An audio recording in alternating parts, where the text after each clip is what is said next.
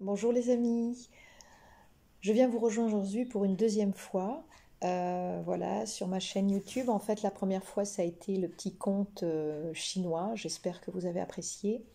Alors si cette chaîne est dédiée effectivement à la relaxation, à la méditation, au bien-être, à l'accompagnement, aux suggestions et aux transmissions, aux propositions, de sujets dont nous pourrions débattre ensemble ou sur des citations. Jamais en aucun cas ça sera des conseils, parce que je ne suis pas là pour conseiller, je suis juste là pour partager avec vous, pour vous transmettre, après vous en faites ce que vous voulez. La chaîne est une chaîne de bienveillance que je partage avec vous, hein. Aujourd'hui, ça ne sera pas un conte, ça ne sera pas une méditation ni une relaxation, ça sera un partage d'expérience avec vous, quelque chose de tout simple. Euh, Ce matin, en allant nettoyer un petit peu ma terrasse, j'avais laissé une grosse couette dehors sur un canapé. Et là, j'ai regardé cette couette et ça m'a fait penser à quelque chose que j'ai vécu l'année dernière, quelque chose de tout simple, une personne à qui je pense particulièrement. En regardant cette couette et en pensant au temps extrême que l'on a en ce moment, c'est-à-dire la sécheresse ou toutes ces pluies diluviennes qu'on peut avoir en ce moment, j'ai pensé à quelqu'un qui a traversé l'hiver hier, pas loin de chez moi, dehors. Voilà. Donc cette personne que je croisais tous les jours quand j'allais marcher, eh bien je la voyais, elle était sous un espèce de haut vent, sous une espèce de terrasse. Et cette personne, elle avait uniquement un jeune pour pouvoir dormir, juste un matelas, et puis juste des couvertures, etc. Donc nous avons été plusieurs à lui proposer des vêtements ou des choses comme ça. Il le refusait toujours gentiment.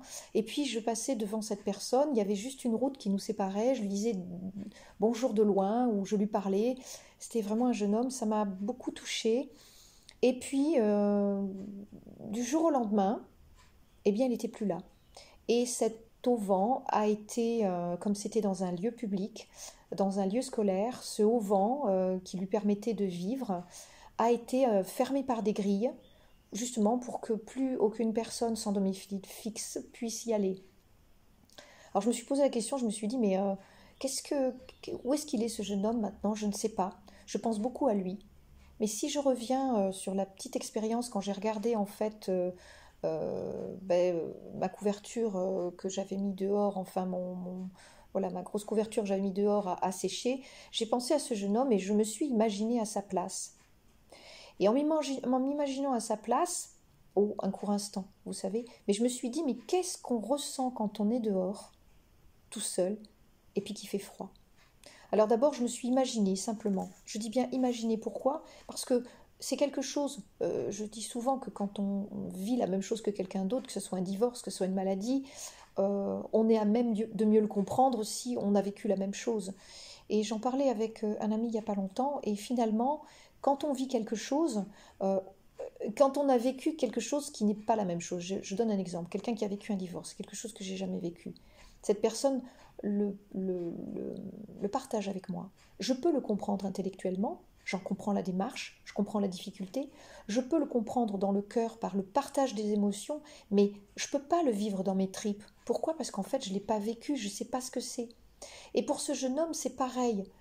J'ai compris intellectuellement ce que c'était, je j'étais en empathie, même parfois en sympathie avec cette personne en me disant mais mon Dieu c'est pas évident, donc j'avais de la tristesse et puis de la joie à le voir et puis de l'inquiétude, etc.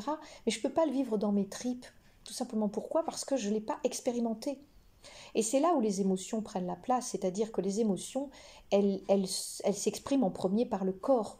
Donc tout à l'heure, en peu de temps, j'ai essayé de m'imaginer à la place de cette personne, juste le contexte, juste de m'imaginer. C'était pas pour ressentir des émotions à l'extrême, c'était juste de me dire, mais imagine-toi à sa place.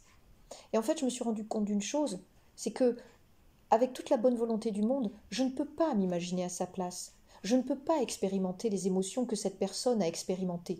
Je peux les imaginer dans le sens, oui, qu'est-ce que c'est que la tristesse? Qu'est-ce que c'est que l'inquiétude? Qu'est-ce que c'est que la solitude?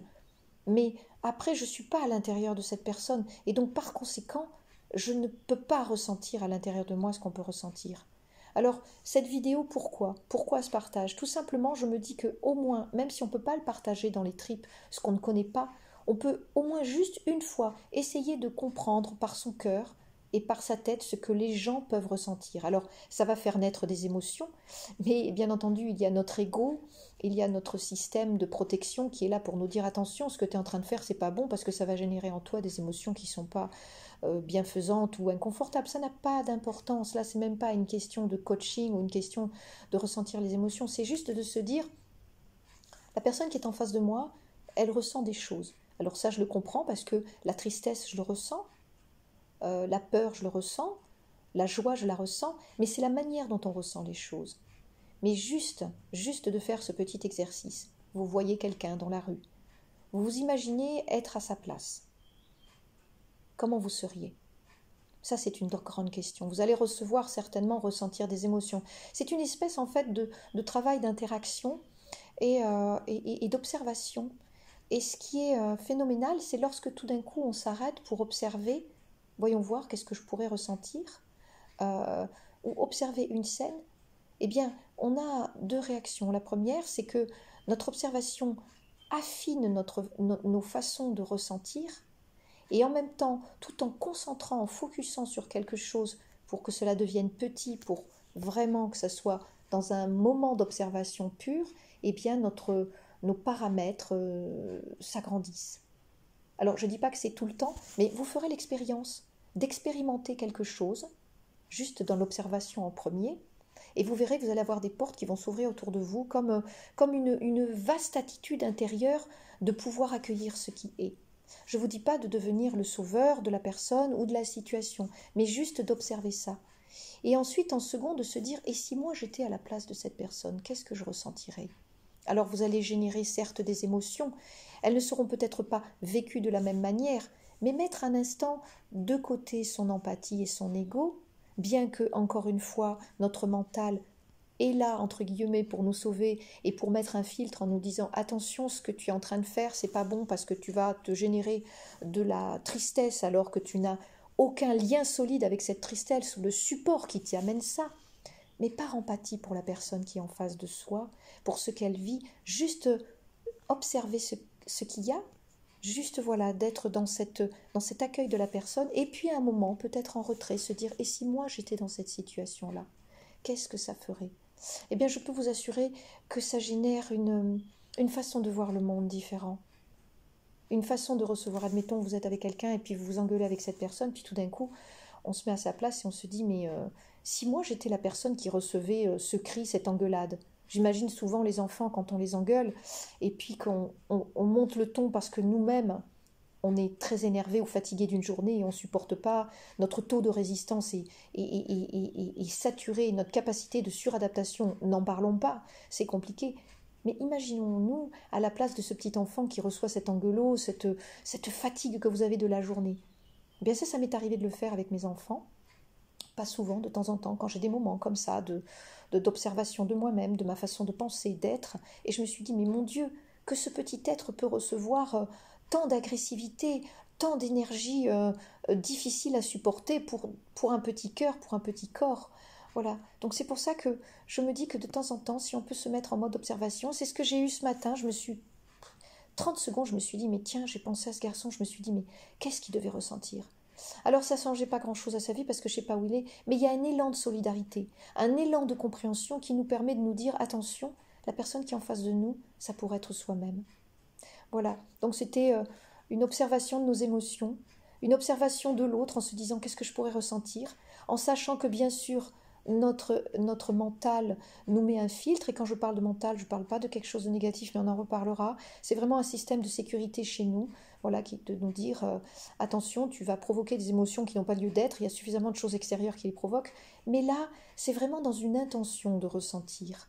Alors peut-être que vous ne ressentirez rien, ou vous ne ressentirez pas de tristesse ou quoi que ce soit, mais cette observation, ce jeûne auquel j'ai pensé, je me suis de suite mis, j'ai essayé du moins d'imiter et de me dire mais qu'est-ce que je ressentirais? Je suis persuadée qu'à 100%, je ne ressens, je n'ai peut-être pas ressenti le centième de la tristesse qu'il avait ou peut-être des moments de solitude. Mais en tous les cas, j'ose me dire que, voilà, notre façon de voir les gens, notre façon d'être compatissant, d'essayer au moins de se mettre à leur place en se disant attends, pause, pause, voilà. Il y a des gens qui vivent des choses, et puis derrière ces choses qui vivent, on ne voit qu'un prisme de la réalité, on ne voit juste que ce qu'on veut bien voir avec nos yeux aussi, notre mental, encore une fois, notre confort qui nous met à l'abri de toutes ces émotions dites inconfortables.